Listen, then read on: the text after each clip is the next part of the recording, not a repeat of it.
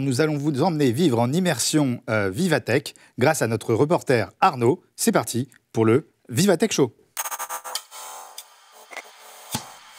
Bonjour à toutes et à tous, cette année le Tech Show s'est arrêté à Vivatech et on va vous faire vivre ensemble une expérience extraordinaire, le Vivatech Show. Allez, c'est parti, on vous embarque à l'intérieur. Go!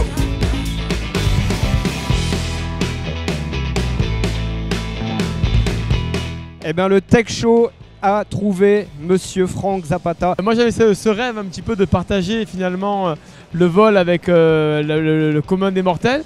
Et ce flyboarder que j'ai, donc il ne le permet pas, il a jamais permis ça. Et il a fallu quand même développer nos propres turboréacteurs, nos propres contrôleurs de vol. Et finalement, entre-temps, on a ressorti un brevet derrière les fagots au niveau de l'hybridation. Parce que finalement, pour moi, une machine volante, il faut déjà arriver à voler. Donc c'est le but du flyboarder. Deuxièmement, il fallait arriver à faire voler tout le monde, c'est-à-dire comment on arrive à des commandes de vol tellement simples que tout le monde arrive à... La commande des mortels peut être transformée en pilote en quelques minutes. Et la troisième étape, c'était vraiment le mode d'énergie utilisé pour la planète, le respect de la planète, etc. que le Jet Racer ne respectait pas. Et donc on a développé ce système hybride qui aujourd'hui consomme 70 fois moins de carburant que le Jet Racer et qui est à peu près au niveau kilomètre à la même consommation que la plus performante des voitures hybrides aujourd'hui. Eh bien pour ce deuxième jour de Vivatech, on ne pouvait pas ne pas venir voir Amazon. Et je vais te demander, Julien, de nous dire ce que vous êtes venu nous présenter et quelles sont vraiment les expériences à vivre de façon incontournable sur ce Vivatech.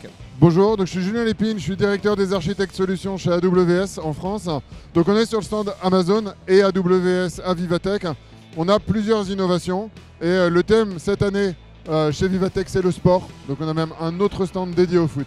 On peut voir derrière moi assez rapidement quand même la DS Formula E. Donc on travaille avec le groupe Stellantis et cette DS particulièrement est une voiture 100% électrique.